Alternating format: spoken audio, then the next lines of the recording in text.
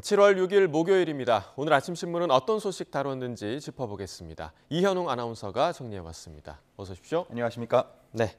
자, 오늘 첫 번째 기사부터 보겠습니다. 자, 경향신문인데요. 지구 역사상 가장 뜨거웠던 월요일 하면서 지금 굉장히 불타고 있는 듯한 지구의 사진이 좀 게재가 되어 있습니다. 어떤 내용인가요? 네, 지난 7월 3일이 기후 관측을 시작한 이래 가장 더운 날로 기록됐다고 합니다.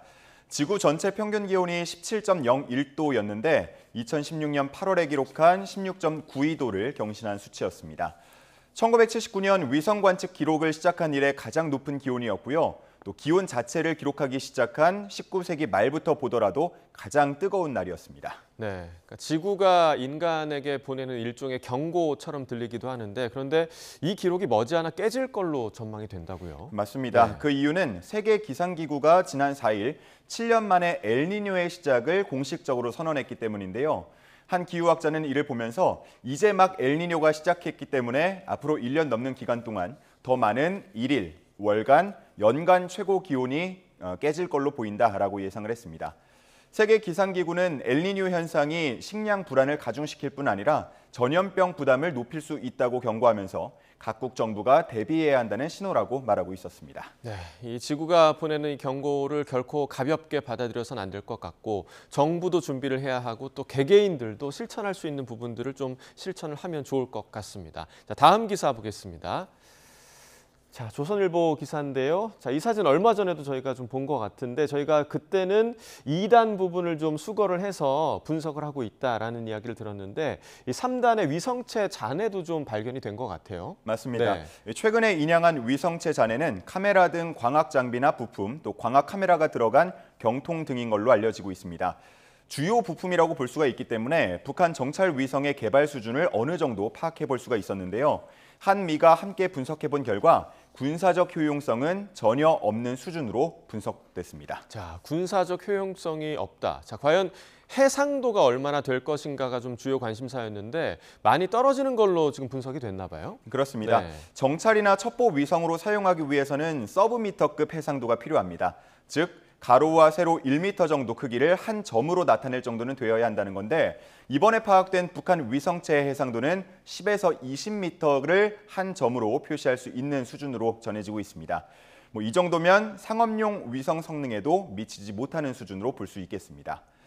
군은 앞으로 북한 발사체와 위성체에 대해서 추가 분석을 더 이어나간다는 방침이지만 보안상의 조치로 당분간은 분석 결과를 발표하지 않을 것으로 전해왔습니다. 네, 지금 뭐 전해진 것만으로는 지금 우려할 정도의 기술력은 아닌 것으로 지금 추정이 되는데 이게 또 다는 아니니까요. 네. 계속해서 좀 봐야 할 것 같습니다. 자, 다음 기사 보겠습니다. 자, 실종 신고가 하루에 340명.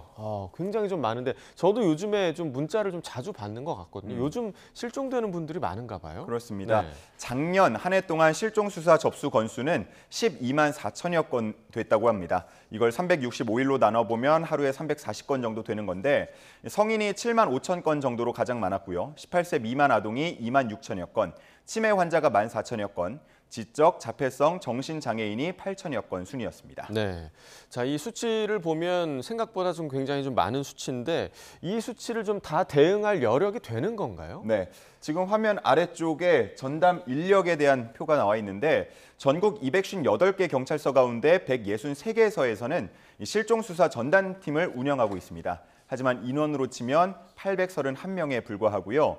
이 831명이 연간 12만 건 넘는 실종 접수를 대응한다고 하는 건데 실종 신고는 아무래도 시간과의 싸움이다 보니까 이 인원만으로는 한계가 있다고 합니다. 네, 숫자만 보더라도 한계가 있을 것 같은데 아마 허위 신고나 오인 신고도 있지 않을까 좀 생각이 듭니다. 그런 걸 또 가려내려면 부담이 좀 줄 것 같은데요. 네, 실제로 채무 관계나 혹은 내연 관계 등에 의한 신고 그리고 과장 신고도 많다고 합니다. 하지만 실종 신고 특성상 초기에 어떤 유형의 신고인지 가려내기가 어렵다고 하는데요. 과학적인 접근이 어렵다 보니까 일단은 현장에 가보는 게 관건이라고 합니다. 그러다 보니 미해결 실종 사건이 매년 늘어나는 등 문제점이 나타나고 있었습니다.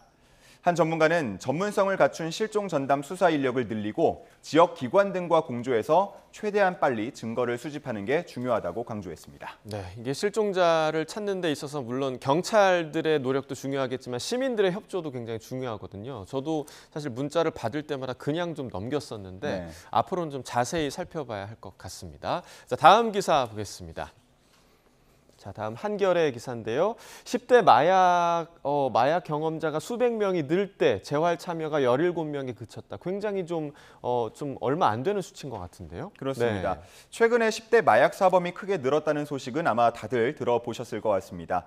지금 확대되는 막대 그래프가 그 수치를 나타내고 있는데 예. 2018년에는 143명이었다가 2022년 기준 481명까지 크게 증가했습니다. 이제 전체 마약 사범에서 차지하는 비중도 2.6%까지 늘어난 상황입니다. 그런데 지난 5년 반 동안 국내 중독재활센터 2곳에 등록해서 재활을 받은 인원은 17명에 불과한데요. 전체의 0.8%에 그쳤습니다. 네, 0.8% 너무 적은 수치인 것 같습니다. 청소년들은 더 나이가 어리기 때문에 이 재활이 더 중요할 것 같은데 왜 재활에 나서려고 하지 않는 걸까요? 네, 이 기사에서는 보호자 없이 혼자서는 상담이 어려운 탓이라고 분석하고 있었습니다.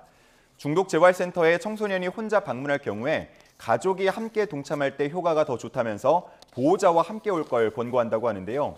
센터 측의 얘기를 들어보면 효과적인 재활을 위해서는 자라온 환경 등 구체적인 상담이 필요하기 때문이라고 말하고 있습니다. 정부는 청소년이 보호자 동반 없이도 상담을 받고 등록을 할 수 있도록 노력하겠다는 입장을 밝히면서 경찰 등에 단속되지 않더라도 재활에 참여할 수 있다는 점을 더욱더 적극적으로 홍보하겠다고 밝혔습니다. 네, 청소년들 재활이 중요한 만큼 또 재활에 참여할 수 있을 만한 그런 유인책이 더 많이 좀 생겨야 할 것 같습니다. 자, 마지막 기사 보겠습니다. 자, 동아일보 1면인데요. 영어 유치원을 가려고 4세 고시에 내몰린다. 자, 제가 상상하는 그 4세 고시 그런 뜻일까요? 설마? 아마 맞을 겁니다. 사교육 1번지라고 불리는 곳들에는 레벨 테스트를 거쳐 합격을 해야만 영어 유치원에 입학할 수가 있습니다. 이거를 부모들 사이에서는 4세 고시 이렇게 부른다고 하고요. 이 기사에서는 의대 블랙홀이 사교육의 종착지라면 영어 유치원은 그 출발지라고 표현했는데요. 전문가들은 영어 유치원 과열이 입시와도 연결된다고 지적하고 있습니다. 자, 좀 한숨밖에 안 나오는 그런 제목인데 다음 면의 기사의 제목을 보면 영어 유치원에 들어가기 위해서 재수를 하는 경우도 있다. 한 번 더 시험을 본다는 거죠? 네, 그렇습니다. 심지어는 영재 테스트를 보고 상위 5% 안에 드는 성적표를 받아와야 들어올 수 있다라고 하거나 유급 제도를 도입하는 행태까지 나타나고 있었습니다. 영어 유치원은 사실 유치원이라고 불러서 그렇지 법적으로 보자면 학원에 그치는데요.